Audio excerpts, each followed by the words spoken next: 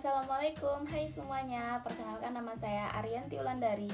Di sini saya dari jurusan Manajemen Sumber Daya Perairan tahun 2020. Nah, kali ini saya akan menjelaskan tentang materi-materi praktikum ekologi perairan.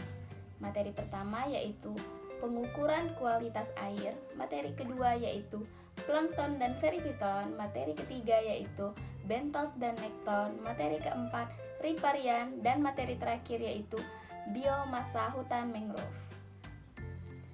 Sekarang kita akan memasuki materi pertama yaitu pengukuran kualitas air. Nah, sebelumnya kita harus mengetahui apa itu air. Ya, pasti semuanya sudah mengetahui ya apa itu air. Air merupakan suatu komponen yang sangat penting bagi seluruh makhluk hidup. Nah, tanpa air, organisme di bumi ini akan mengalami kematian. Air sendiri juga berperan bagi organisme air, yaitu sebagai tempat tinggal atau habitat organisme air. Nah, kali ini kita akan mengukur kualitas air di suatu daerah, di mana kita akan mengetahui apakah air tersebut masih dikatakan layak atau tidak. Dalam pengukuran kualitas air, kita menggunakan parameter atau metode sesuai perundang-undangan yang telah ditentukan, yaitu parameter fisika, parameter kimia, parameter biologi. Tapi di kali ini kita akan menggunakan hanya dua parameter, yaitu parameter fisika dan parameter kimia. Yang pertama adalah parameter fisika. Nah, parameter fisika ini menyangkut suhu, kecerahan, kekeruhan, kedalaman, serta kecepatan arus. Yang pertama adalah suhu. Suhu merupakan derajat yang menyatakan panas dinginnya suatu perairan. Untuk mengukur suhu di perairan, kita menggunakan alat yang bernama termometer air. Untuk mengukur suhu air, di sini kita menggunakan termometer air, di mana termometer ini akan kita celupkan di dalam air sehingga didapatlah suhu perairan tersebut. Yang kedua adalah kecerahan. Kecerahan merupakan ukuran transparansi perairan yang biasanya kita amati secara langsung. Untuk mengukur kecerahan air ini, kita menggunakan alat yang bernama Secchidis. Untuk mengukur kecerahan air, kita menggunakan piring Secchidis, di mana piring Secchidis ini akan kita tenggelamkan sehingga piring Secchidis tidak nampak dari permukaan. Setelah itu barulah kita ukur permukaan Secchidis yang tenggelam tadi hingga yang telah dibatasi. Ketiga adalah kekeruhan. Kekeruhan merupakan ukuran tingkat kecerahan suatu perairan yang dimana kita menggunakan efek cahaya. Dan di sini untuk mengukur kekeruhan kita menggunakan alat bantu yang bernama turbidimeter. Nah, yang keempat adalah kedalaman.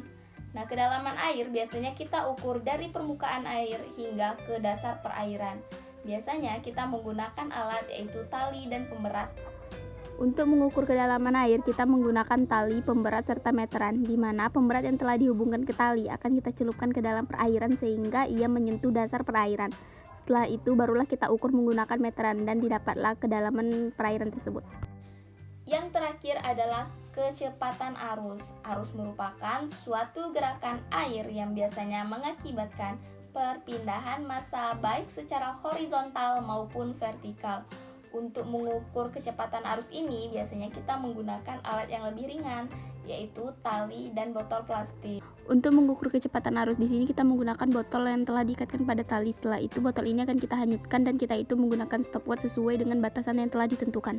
Selanjutnya parameter kimia. Nah, parameter kimia ini biasanya menyangkut derajat keasaman atau pengukuran pH menggunakan kertas indikator ataupun kertas lakmus. Untuk mengukur pH air, kita akan menggunakan kertas lakmus, di mana kertas lakmus ini akan kita celupkan beberapa detik ke dalam air yang telah kita tampung, kemudian akan kita sesuaikan dengan kertas indikator. Yang kedua adalah oksigen terlarut, dan ketiga adalah karbon dioksida bebas. Nah, untuk mengukur oksigen dan karbon dioksida, biasanya kita menggunakan bantuan cairan kimia.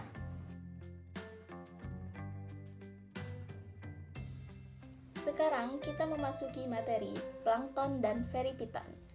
Sebelumnya kita harus mengetahui dulu nih, apa itu plankton? Plankton adalah organisme renik yang biasanya hidup mengapung di dalam air. Perjalanan plankton sendiri itu dipengaruhi oleh arus air. Plankton dibagi menjadi dua, yaitu fitoplankton atau plankton nabati dan zooplankton atau plankton hewani. Plankton nabati atau fitoplankton biasanya kita kenal dengan tumbuhan air. Plankton nabati ini bercirikan mempunyai klorofil dan bisa melakukan fotosintesis. Sedangkan zooplankton adalah plankton hewani yang biasanya ukurannya lebih besar dari fitoplankton. Dan plankton ini biasanya lebih cenderung hidup di malam. Untuk pengambilan sampel plankton di sini kita menggunakan plankton net, ember 5 liter, botol sampel, Lugol serta Aquades. Yang pertama yaitu kita semprotkan Aquades ke seluruh bagian plankton net. Kemudian kita ambil sampel air sebanyak 5 kali pengulangan yaitu 25 liter. Selanjutnya air yang sudah kita dapatkan kita saring dan kita pindahkan ke botol sampel, dan terakhir kita berikan tetesan Lugol sebanyak 3-4 tetes. Yang kedua adalah perifiton. Apa sih perifiton itu? Perifiton adalah suatu organisme baik berupa tumbuhan atau hewan yang biasanya menempel pada substrat, tetapi perifiton ini tidak akan melakukan penetrasi terhadap substrat tersebut. Nah, perifiton biasanya menempel pada batu, kayu, permukaan tumbuhan, ataupun permukaan alga yang ada di dalam air. Perifiton sendiri itu berperan sebagai produsen dan dekomposer atau pengurai. Selanjutnya adalah pembagian substrat yang biasanya ditempeli oleh perifiton. Nah, perifiton sendiri itu menempel pada substrat dan kita akan membaginya menjadi 6 substrat. Yang pertama ada epilitik, yang kedua ada epitelik, yang ketiga ada epizoik, keempat ada epipitik, yang kelima ada epidendritik, keenam ada episamik. Ingat ya. Untuk pengambilan sampel perifiton di sini kita menggunakan sikat, botol sampel, Aquades, meteran, Lugol, dan batu sungai. Caranya yaitu pertama kita sikat sambil kita semprotkan Aquades batu sungai dan kita kerik hingga kerikan tersebut masuk ke dalam botol sampel. Kemudian botol sampel tersebut kita tetesi dengan Lugol dan kita aduk. Setelah itu siap untuk dibawa laboratorium yang akan diperiksa menggunakan mikroskop binokuler. Materi ketiga adalah bentos dan nekton. Ada yang udah tahu apa itu bentos dan nekton? Jika belum tahu, kita simak ya. Pertama, bentos. Bentos adalah organisme dasar perairan yang biasanya berupa hewan ataupun tumbuhan, dan bentos ini hidup di dasar perairan ataupun di dalam perairan.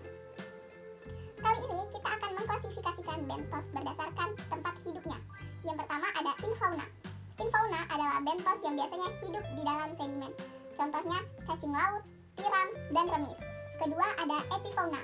Epifauna adalah bentos yang hidup di permukaan sedimen. Contohnya adalah kepiting, bintang laut, dan siput laut. Selanjutnya, klasifikasi bentos berdasarkan jenisnya. Bentos berdasarkan jenisnya terbagi menjadi dua. Yang pertama ada zoobentos dan kedua ada phytobentos. Pertama, zoobentos. Zoobentos merupakan hewan yang biasanya tinggal di permukaan dasar perairan. Zoobentos ini berperan penting dalam dekomposisi dan mineralisasi perairan. Kedua ada phytobentos. Phytobentos merupakan tumbuhan milik bentos. Biasanya sumber makanan phytobentos ini berasal dari alga dan organik renik berasal dari lapisan tanah perairan. Kemudian terakhir, klasifikasi bentos berdasarkan ukuran jenisnya. Nah, kalau berdasar ukuran jenisnya ini terbagi menjadi 3. Pertama ada mikrobentos, di mana mikrobentos ini bentosnya berukuran kurang dari 0,2 mm. Kedua ada meiobentos, di mana bentos ini berukuran antara 0,2 mm sampai dengan 2 mm. Yang terakhir ada makrobentos. Nah, dari namanya sendiri, tentu bentos ini sangat besar. Ukuran dari bentos ini ada lebih dari 2 mm. Untuk pengambilan sampel bentos, di sini kita menggunakan pipa paralon, plastik sampel, serta penyaring. Pertama, ujung atas pipa paralon kita tutup menggunakan tangan, dan ujung bawah paralon kita tancapkan ke dasar perairan. Kemudian kita angkat dan kita masukkan ke dalam plastik sampel. Setelah itu, barulah kita saring menggunakan penyaring dan kita pisahkan bentos dari tanah. Dan terakhir, bentos tersebut akan kita bawa ke laboratorium untuk diidentifikasi. Setelah mempelajari bentos, selanjutnya kita akan masuk ke dalam materi nekton. Apa itu nekton? Nekton merupakan kelompok hewan berdarah dingin yang biasanya kita kenal dengan kelas Pisces. Nah, nekton ini mempunyai ciri bergerak dengan sirip, bernafas dengan insang, mempunyai tulang punggung, dan mempunyai suhu tubuh yang relatif sama dengan suhu habitatnya. Menurut Ernest Haeckel, pada tahun 1890, kata nekton berasal dari bahasa Yunani yang berarti berenang. Ilmu yang mempelajari nekton disebut sebagai nektologi, sedangkan orang yang mempelajari ilmu ini disebut dengan nektologis. Pengambilan sampel nekton. Alat yang digunakan yaitu tangguk dan plastik sampel, di mana kita akan menangguk daerah yang terdapat nekton. Setelah nekton didapatkan, kita masukkan nekton tersebut ke dalam plastik sampel, dan kemudian terakhir kita bawa ke laboratorium untuk diidentifikasi. Bioindikator. Bioindikator merupakan sekelompok organisme yang keberadaan dan perilakunya di alam berhubungan dengan kondisi lingkungan sekitarnya. Jadi, bioindikator ini dijadikan sebagai penunjuk kualitas lingkungan tersebut. Contohnya, terumbu karang. Terumbu karang merupakan bioindikator di laut yang keberadaannya menunjukkan bahwa kualitas air laut tersebut dalam keadaan tercemar atau dalam keadaan baik. Jadi, jika terumbu karang masih banyak terdapat di laut tersebut, maka laut tersebut masih dikatakan belum tercemar atau dalam keadaan baik. Materi keempat selanjutnya adalah struktur komunitas riparian. Kata riparian sendiri berasal dari bahasa Latin yaitu riparius yang artinya milik tepi sungai. Riparian merupakan berbagai jenis tumbuhan seperti semak-semak, rerumputan, pohon-pohon, dan berbagai jenis vegetasi lainnya yang biasanya keberadaannya ini ada di tepi-tepi sungai. Ekosistem riparian sendiri itu biasanya dapat kita jumpai di tepian sungai, danau, dan waduk. Menurut Fakhrul tahun 2006, untuk mengetahui potensi tumbuhan tersebut dapat dilakukan dengan dua metode. Yang pertama ada metode kualitatif dan kedua ada metode kuantitatif.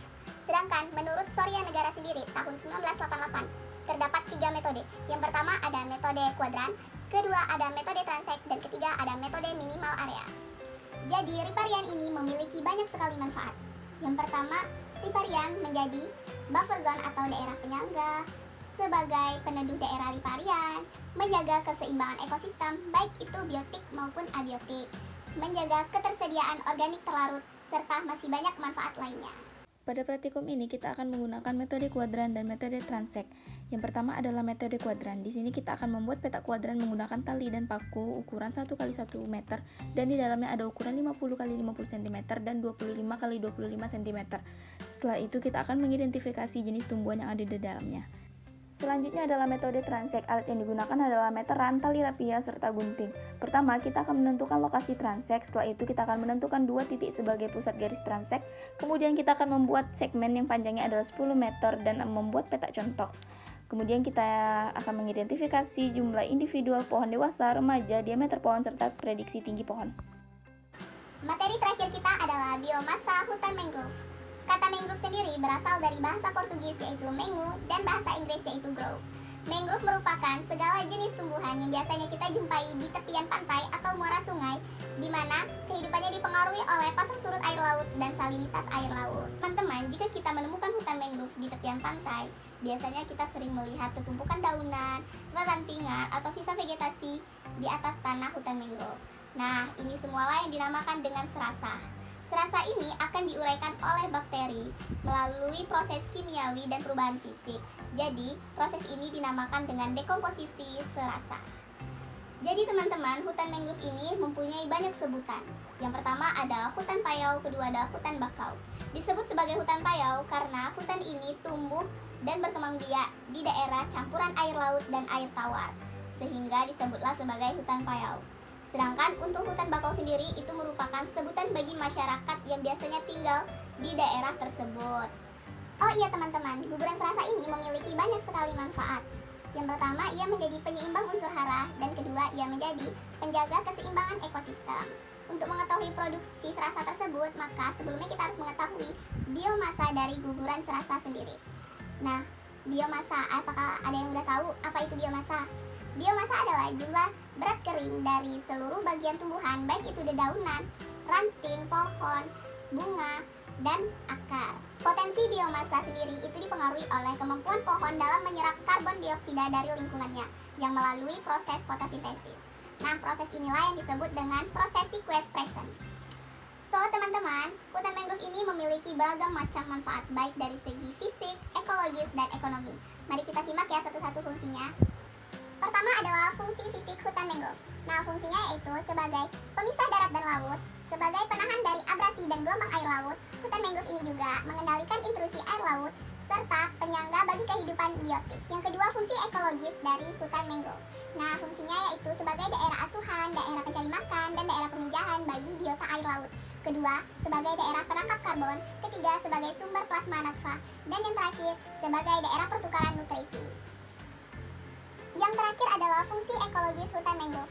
Nah, hutan mangrove ini berfungsi sebagai bahan baku produksi serta obat-obatan. Yang kedua, sebagai lahan produksi pangan, pemukiman, transportasi, dan pariwisata. Nah, itulah fungsi-fungsi dari hutan mangrove.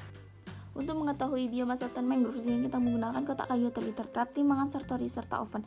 Pertama kita letakkan kotak tersebut di bawah pohon selama 14 hari. Kemudian kita keringkan menggunakan oven dengan suhu 80 derajat Celcius selama 24 jam. Barulah kita timbang menggunakan Sartorius.